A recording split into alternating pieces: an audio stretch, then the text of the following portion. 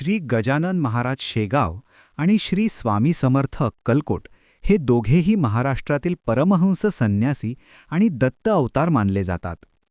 गजानन महाराज हे अक्कलकोट स्वामी समर्थांचे दिव्य शिष्य मानले जातात, ज्यांनी शेगावला प्रकट होण्यापूर्वी स्वामी समर्थांच्या सान्निध्यात काही काळ व्यतीत केला होता.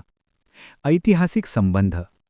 काही पोथ्यांच्या उल्लेखांनुसार गजानन महाराज शेगावी येण्यापूर्वी अक्कलकोटला स्वामी समर्थांच्या आश्रमात होते, जिथे स्वामी समर्थांनी त्यांना कार्याची अनुभूती देऊन गुरुदीक्षा दिली होती.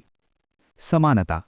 स्वामी समर्थांप्रमाणेच गजानन महाराज देखील विदेही स्थितीत वावरणारे, स्वतःचा प्रचार न करणारे आणि अद्भुत लीला करणारे अवतारी पुरुष होते.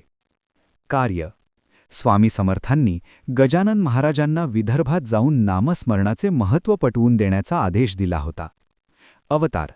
गजानन महाराज हे शेगावचे गजानन म्हणून प्रसिद्ध आहेत, तर स्वामी समर्थ हे अक्कलकोटचे दत्तावतारी म्हणून ओळखले जातात.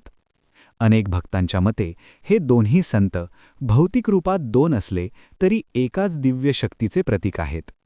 गण गण गणात बोते, गण गण गणात बोते, जय गजानन गुरु गजानन.